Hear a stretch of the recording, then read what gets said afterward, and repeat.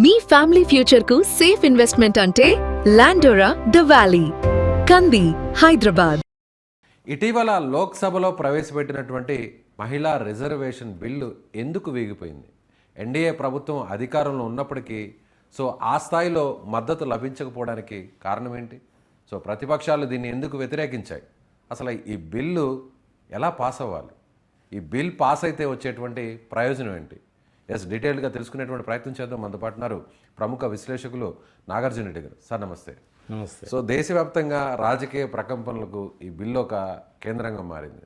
స్వయంగా మోదీ రంగంలో దిగారు, ప్రతిపక్షాలని విమర్శించారు. మహిళల్ని వాళ్ళ సాధికారతకు విపక్షాలన్నీ కూడా అడ్డుపడుతున్నాయంటూ కూడా ఆయన రేంజ్లో ఆయన విమర్శలు గుప్పించారు. అసలు ఏంటి మొత్తం ఇష్యూ గురించి ఒకసారి డీటెయిల్గా మనం మాట్లాడదాం. ఇక్కడ రెండు విషయాలు మాట్లాడుకోవాలి విజయ్. మహిళ ఎంతమంది ఎంపీలు కానీ, ఎమ్మెల్యేలు కానీ, ఎమ్మెల్సీలు కానీ ఉండాలి అనేటువంటిది ఒక విషయం.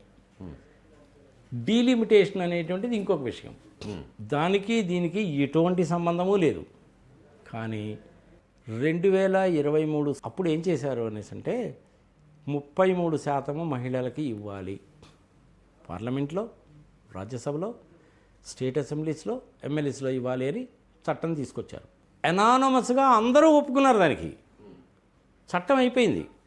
కానీ దాన్ని నోటిఫై చేయలేదు. మొన్న 16వ తారీఖు నాటికి కూడా నోటిఫై చేయలేదు. హడావుడిగా ఆదరబాదరగా 10 గంటల ముందు నోటిఫై చేశారు. దాన్ని 23 సెప్టెంబర్లో పాస్ అయింది. మొన్నటిదాకా ఎందుకు నోటిఫై చేయలేదు? నోటిఫై చేసి ఉండాలి, కానీ చేయలేదు. అక్కడ ఒక చిన్న మెలిక ఏం పెట్టారు అంటే, ఎవరికి అబ్జెక్షన్ లేదు 33% ఇవ్వడానికి. అప్పుడైనా ఇప్పుడైనా ఒకటే. అన్ని పార్టీలు ఇప్పుడు వ్యతిరేకించిన అన్ని పార్టీలు కూడా అప్పుడు అన్ని పార్టీలు కలిపి అనానమస్గానే చేశారు. మరి ఇప్పుడు ఎందుకు వ్యతిరేకత వచ్చింది? ముందు వద్దాం. అసలు 33% ఇవ్వడం అనేటువంటిది రీజనబులేనా? నాకు తెలిసినంత వరకు నిజంగా రీజనబుల్. 50% ఇంచుమించుగా మహిళలు ఉన్నటువంటి ఈ దేశంలో 33% ఇవ్వడం అనేటువంటిది ఏమీ తప్పులేదు. మిగిలిన కమ్యూనిటీస్ రిజర్వేషన్ అన్నీ కూడా మనం పోల్చుకున్నా కూడా ఈ 33%లో కూడా మళ్ళీ షెడ్యూల్ ట్రైబ్, షెడ్యూల్ క్యాస్ట్, బీసీలకు ఉంటాయి. మహిళలకి 33%.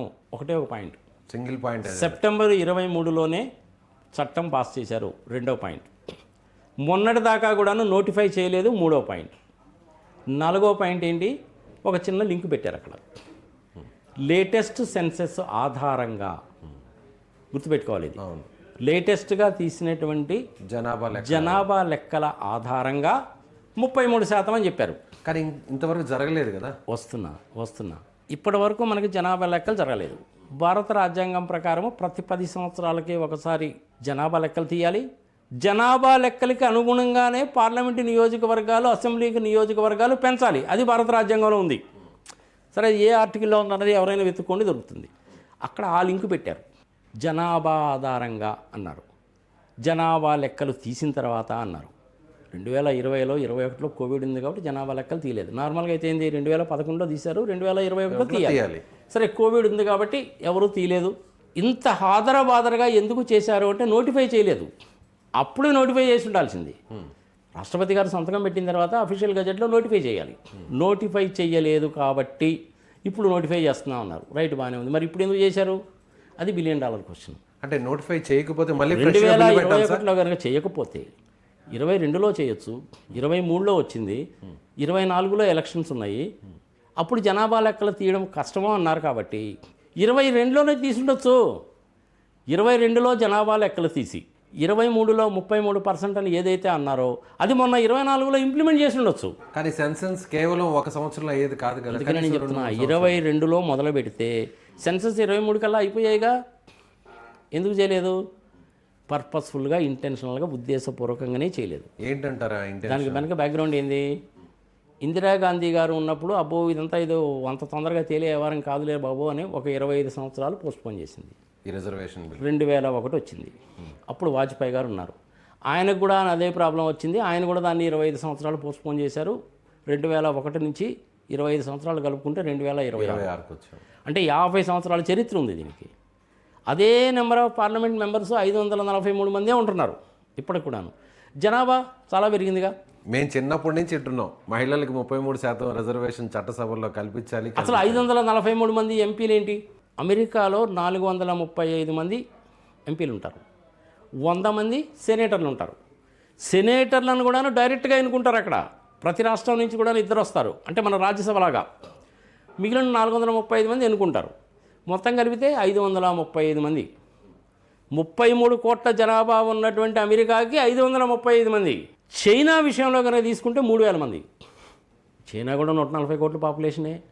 మరి మన ఇండియాలో కూడా 140 కోట్ల పాపులేషనే. మరి అక్కడ 3000 మంది ఏంది, ఇక్కడ 545 మంది ఏంటి? ప్లస్ కోర్స్ రాజ్యసభ ఉంటారు, 250 మంది ఉంటారు. ఇక్కడ భారత రాజ్యాంగంలో 555 మంది మ్యాక్సిమం అని చెప్పి నిర్ణయించారు.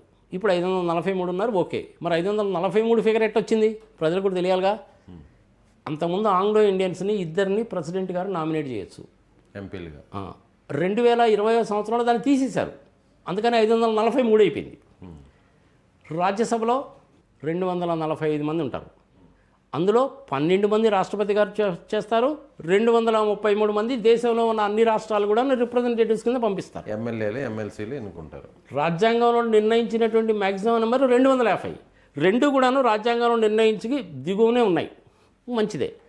మహిళలకు 33% ఇవ్వడమో న్యాయమో ధర్మమో.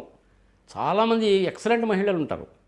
ఇప్పుడు మమతా బెనర్జీ ఉన్నారు, 11 మందిని లోక్సభకు పంపించింది, 3 రాజ్యసభకు పంపించింది. పర్సంటేజెస్లో కనుక తీసుకుంటే ఇప్పుడు వీళ్ళు చెప్తున్న పర్సంటేజ్ కంటే అది ఎక్కువ. ఇప్పుడు 33 అని 2023లో మనం 33 అనుకుంటున్నాం, అది ఇంప్లిమెంట్ చేయాల. కానీ మమతా బెనర్జీ దగ్గర నుంచి 11 మంది పార్లమెంట్లో ఉన్నారుగా. లోక్సభలోనేమో 78 మంది ఉన్నారు. ఇప్పుడు 18వ లోక్సభలో 74 మంది ఉన్నారు, తగ్గిపోయారుగా 4. పర్సంటేజ్ మారిపోవట్లా. 1/3 ఇవ్వడము, 1/3 అని కూడా అనకూడదు, మనం గుర్తుపెట్టుకోవాలి విజయ్. 1/3 అనకూడదు, 33%. ఏమీ తప్పు లేదు, ఇంప్లిమెంట్ చేయండి. ఈ రోజు కూడా ఇంప్లిమెంట్ చేయొచ్చు. రాజ్యాంగంలో ఒక చిన్న సవరణ చేస్తే సరిపోద్ది, ఇంత గొడవ అనవసరం దానికి. ఏంటి అది? జనాభా లెక్కలతోటి సంబంధము లేకుండా ఆ క్లాజ్ పెడితే సరిపోద్ది. జనాభా లెక్కలతోటి సంబంధము లేకుండా 2023లో పాస్ చేసినటువంటి చట్టాన్ని ఇంప్లిమెంట్ చేస్తున్నాము అని కనుక అంటే 2024 ఎలక్షన్స్లోనే 33 మంది వచ్చేసేవాళ్ళు. ఇది న్యాయమేగా? అప్పుడు వాయిదా వేశారు ఈ అంశాన్ని మీరు అన్నట్టుగా, నోటిఫై చేయకుండా. పర్పస్ఫుల్గా ఇంటెన్షనల్గా చేసినటువంటి పని. దానికి మనము పెద్ద పెద్ద పదాలు పెట్టాల్సిన పని లేదు. కుట్ర, దోపిడీ, అన్యాయము, అక్రమము ఇవన్నీ అనాల్సిన పని లేదు. ఇంటెన్షనల్గానే చేశారు. 50 ఏళ్ళుగా జరుగుతుంది, మళ్ళీ కూడా ఇప్పుడు అదే జరిగింది. అంతే. చిన్న అమెండ్మెంట్. ఇప్పుడు రాజ్యాంగం 3 బిల్లులు తీసుకొచ్చి పార్లమెంట్లో పెట్టి దానికోసం స్పెషల్ సెషన్ పెట్టి ఇంత గొడవ చేయాల్సిన పనే లేదు అసలు. ఒకే ఒక రోజు, మ్యాక్సిమం 1 గంటే. సెప్టెంబర్ 23లో చట్టం పాస్ చేశాము. ఆ చట్టానికి అనుగుణంగా పాపులేషన్ని లింక్ పెట్టారు కాబట్టి పాపులేషన్కి లింకు లేకుండా, పాపులేషన్ లెక్కలతోటి నిమిత్తము లేకుండా, సంబంధము లేకుండా 33% మహిళలకి పార్లమెంట్లో ప్రాతినిధ్యం కల్పించాలి అని కనుక చెప్తే సరిపోయేది. సరే, అప్పుడు చెప్పలేదు. 543 మందిలోనైనా మీరు చెప్పేది అదే చెప్తున్నా. ఆ సంగతి కనుక మీరు 2023లోనే కనుక చెప్పుంటే, జనాభా లెక్కలతోటి సంబంధము లేకుండా, సెన్సెస్ తోటి సంబంధము లేకుండా 33% మహిళలకి 2023లోనే కనుక చెప్పుంటే 2024లో 33 అమలయ్యేది. కాలేదు, తీసేయి. మరి ఇప్పుడు ఏం చేయాలి? ఇప్పుడైనా సరేగాక మీరు రాజ్యాంగంలో ఉన్నటువంటి ఆ నిబంధన ఏదైతే ఉందో జనాభా లెక్కలకి అనేటువంటి నిబంధన కనుక తీసేస్తే రేపు 2029లోనైనా సరే 2029లోనైనా సరే మహిళలకు 33% ఇవ్వచ్చు. ఇంకొక ఆల్టర్నేటివ్, ఈ రోజైనా సరే మీరు ఆ మాట కనుక చెప్తే ఎంతమంది మహిళలు అయితే షార్టేజ్ ఉన్నారో, మేబీ అరౌండ్ 102 మంది ఎంత వస్తారు, సంథింగ్ లైక్ దట్. 150+ వస్తారు. 150+ వస్తారు. ఆ 150+ మహిళలకి దేశవ్యాప్తంగా రాష్ట్రాల వారీగా డివైడ్ చేసి ఎలక్షన్లు పెట్టి తీసుకోండి పార్లమెంట్లోకి, తప్పే ఉంది. ఎలక్షన్ ఎలా పెడతారు? ఆల్రెడీ ఎన్నుకున్నారు కదా. ఈ మహిళలకు మాత్రమే. అది 33% కనుక, అదే నేను చెప్తున్నా, అర్థం చేసుకోవాలి. 33% కనుక మహిళలకు ఇవ్వాలి అంటే దేంట్లో 33% ఇవ్వాలి? జనాభాలో 33% ఇవ్వాలి. జనాభా లెక్క తేలలేదు కాబట్టి ఏం చేయాలి మరి? అట్టేటప్పుడు ఉన్న పార్లమెంట్ సంఖ్యలోనే మనం దాన్ని తీసుకోవాలి. అంటే ఎట్లా చేస్తావు నువ్వు? అది 543 మంది ఉన్నారు, ఇప్పుడు 74 మంది ఆల్రెడీ ఉన్నారు. 543 మందిలో క్యాలిక్యులేట్ చేసుకుని ఒకసారి తెలిసిపోద్ది. 543లో ఎంత వస్తుందో నీకు? ప్రజలకు మళ్ళీ క్యాలిక్యులేట్ చేసుకోవడానికి మనమే క్యాలిక్యులేట్ చేసి చెప్తాం. 543 ఇంటూ 33% అంటే 180 మంది. 180 180 మైనస్ 74 మంది ఉన్నారు కాబట్టి 106 పార్లమెంటు స్థానాలు అనేటువంటిది క్రియేట్ చేసి ఆ 106 పార్లమెంటు స్థానాల్లో ఎన్నికలు పెట్టి దేశవ్యాప్తంగా ఉంటే 33 ఫుల్ఫిల్ అయిపోద్ది. ఈ రోజే ఫుల్ఫిల్ అయిపోద్ది. అది చేయాల్సిన అమెండ్మెంట్ ఏంటి? పార్లమెంటు మెంబర్స్ని పెంచాలి, అంతే కదా. 106 మందే కదా కావాల్సి వచ్చింది మనకి. 543 ప్లస్ 106 649 మంది పార్లమెంటు సభ్యులు ఉంటారని రాజ్యాంగాన్ని అమెండ్ చేసి 106 మంది మహిళలకి ఎలక్షన్స్ పెట్టి తీసుకోండి, 33% ఫుల్ఫిల్ అయిపోద్ది. జనాభా లెక్కలతో సంబంధం లేదు. ఇదొక పద్ధతి, ఇలా చేయొచ్చు. ఎలా బైఫర్కేషన్ ఎలా అది రాష్ట్రాలకు ఎలా బైఫర్కేట్ చేస్తారనేటువంటిది డీలిమిటేషన్ కమిషన్ ఉంది కాబట్టి మళ్ళీ దాన్ని తీసుకురావాలి కదా. అప్పుడు ఆ అమెండ్మెంట్ కూడా చేయొచ్చు. ఇప్పటికి కూడాను మోడీ గారు కనుక తలుచుకుంటే it is very well possible. మీరు అన్నట్టుగా ఆల్రెడీ 2023లో ఈ బిల్ పాస్ అయింది, రాష్ట్రపతి కూడా సైన్ చేశారు. ఒక నోటిఫై చేయడంలో మాత్రమే జాప్యం జరిగింది కాబట్టి సేమ్ ఆల్రెడీ జరిగిన చట్టాన్ని మళ్ళీ తిరిగి ఇప్పుడు రాజ్యాంగ సవరణ కోసం బిల్లు ప్రవేశపెడితే ఉన్న 543 మందిలో 180 మందికి ఒకవేళ మహిళలకు రిజర్వేషన్ కల్పిస్తున్నట్టుగా పాస్ చేస్తే అందుకు అన్ని పక్షాలు ఒప్పుకుంటాయి. డెఫినెట్గా అది 2029లో ఇంప్లిమెంట్ చేయడానికి ఈ రోజే ఇంప్లిమెంట్ చేయొచ్చు. ఓకే, ఇప్పుడు చేసినా కూడా అది నోటిఫికేషన్ ఇవ్వండి, ఎలక్షన్స్ పెట్టండి, 106 మంది మహిళలు వస్తారు. అంటే ఇప్పుడు ఎలక్షన్స్ పెట్టడం అనేది అసాధ్యం అనుకుంటా. It is possible.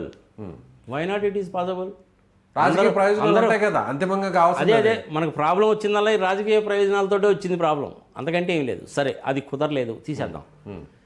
జనాభా లెక్కలు తీద్దాం. ముందు జనాభా లెక్కలు తీద్దాం. అది తీయడానికి 2-3 ఏళ్ళ సమయం పడుతుంది. ఎందుకు పడుతుంది? ఆల్రెడీ మొదలుపెట్టాంగా. ఇంతకుముందంటే ఇంటికెళ్ళి రాసుకోవాలి, ఇప్పుడు ఇంటికెళ్ళి రాసుకునే పనే ఉంది కనుక డిజిటల్ పద్ధతిలో చేసేయచ్చు. అంతే. మరి పెద్ద కష్టమైనటువంటి పనే కాదు. మహిళలకు 33% ఇవ్వడము మనస్ఫూర్తిగా ఆహ్వానిస్తాను. అది ఇప్పుడే కూడా చేయవచ్చు. రైట్. ఎప్పుడైతే మీరు జనాభాకి లింకు పెట్టారో ప్రాబ్లం ఎరవైంది, బిల్లు కూడా అందుకే వీగిపోయింది. ఇలాంటి విషయాల మీద రాజ్యాంగాన్ని కనుక ఏమని చేయాలి అంటే 2/3 మెజారిటీ ఉండాలి. 2/3 మెజారిటీ ఉండదు అన్న సంగతి మోడీ గారికి, అమిత్ షా గారికి, దేశంలో ప్రతి ఒక్కటి చిన్న పిల్లలకు కూడా తెలుసు. మరి అయినా కానీ ఎందుకు పెట్టారు? ప్రతిపక్షాల మీద తోసేయాలి, రాజకీయ ప్రయోజనాల కోసం పెట్టారు. ఇది మహిళలకు సంబంధించింది కాబట్టి. తమిళనాడులోను వెస్ట్ బెంగాల్లో ఎలక్షన్లు జరుగుతున్నాయి కాబట్టి ఆ ఎలక్షన్లో నెంబర్ ఆఫ్ సీట్స్ ఎక్కువ వస్తాయేమో, ఎక్కువ రావచ్చు అన్న ఉద్దేశంతో చేసినటువంటి పని అన్నమాట ఇది. ఈ పని చెయ్యకూడదు. రైట్. దీని మూలకంగా తమిళనాడులో కానీ వెస్ట్ బెంగాల్లో కానీ జరిగే ఎలక్షన్స్లో పెద్దగా ప్రయోజనం అంటూ ఉండదు. నెగటివ్ థింగ్ మాత్రమే ఎక్కువ ఉంటుంది. దీన్ని అడ్డం పెట్టుకొని డిమానిటేషన్ చేద్దామని చూశారు. అంటే ఏంటంటే మహిళా రిజర్వేషన్ అనేటువంటి దాన్ని ముసుగు వేసి లోపల చేయదలుచుకుంది ఏంటంటే డీలిమిటేషన్. రైట్. తప్పు కదా, అది 100% తప్పు అది. రైట్. అందుకని బిల్లు వీగిపోయింది. ఎట్ట కుదురుతుంది? అది వాళ్ళకి తెలుసు వీగిపోద్దని తెలిసి కూడా ఎందుకు పెట్టారు అనేసి అంటే ఈ మహిళలను అడ్డం పెట్టుకొని తమిళనాడులో వెస్ట్ బెంగాల్లో ఎలక్షన్లో కాసిన సీట్లు తెచ్చుకోవాలి, ఆధిపత్యం తెచ్చుకోవాలి. చూసారా మీ మహిళా బిల్లుకు అపోజిషన్ పార్టీ వాళ్ళు వ్యతిరేకం చేస్తున్నారని చెప్పుకోవడానికి కోసం అని చెప్పి చేసినటువంటి దిక్కుమాలిన పని. ఇంకెంతకంటే నేను పెద్ద పదాలు ఉపయోగిస్తే బాగుండదు కాబట్టి నేను ఉపయోగించడం లేదు. Right sir, thank you so much. So ఇది నాగార్జున రెడ్డి గారు చెప్తున్నట్టుగా ఖచ్చితంగా రాజకీయ ప్రయోజనాల కోసం, రాజకీయ అవసరాల కోసమే ఇప్పుడు ఈ బిల్ని డీలిమిటేషన్ బిల్తో లింకప్ చేసి పెట్టినటువంటి పరిస్థితి ఉంది. ముఖ్యంగా తమిళనాడు, పశ్చిమ బెంగాల్లో జరుగుతున్నటువంటి ఎన్నికల్లో తమకు రాజకీయ ప్రయోజనాలు కలగాలనేటువంటి ఉద్దేశంతోనే కేంద్రం, అంటే తమిళనాడులో డిఎంకే ఉంది, అలాగే పశ్చిమ బెంగాల్లో కూడా తృణమూల్ కాంగ్రెస్ ఉంది. సో ఈ 2 పార్టీలు కూడా ఇప్పటికీ బిల్లును వ్యతిరేకించాయి, విభేదించాయి. కాబట్టి దీన్ని ఎన్నికల అస్త్రంగా ఒకవేళ వాడుకుంటే రాజకీయంగా బీజేపీకి ప్రయోజనం కలుగుతుందనేటువంటి ఉద్దేశంతోనే సో మహిళా రిజర్వేషన్ బిల్లును ఇలా డీలిమిటేషన్తో లింకప్ చేసి పెట్టారు. ఒకవేళ చిత్తశుద్ధి ఉంటే ఇప్పటికైనా చేయడానికి అన్ని అనుకూల పరిస్థితులు కేంద్రం వద్ద ఉన్నాయని ఆయన చెప్తున్నారు. సో నాగార్జున రెడ్డి గారు చెప్తున్నటువంటి అభిప్రాయాన్ని మీరు ఏకీభవిస్తున్నారా? అయితే కామెంట్ చేయండి.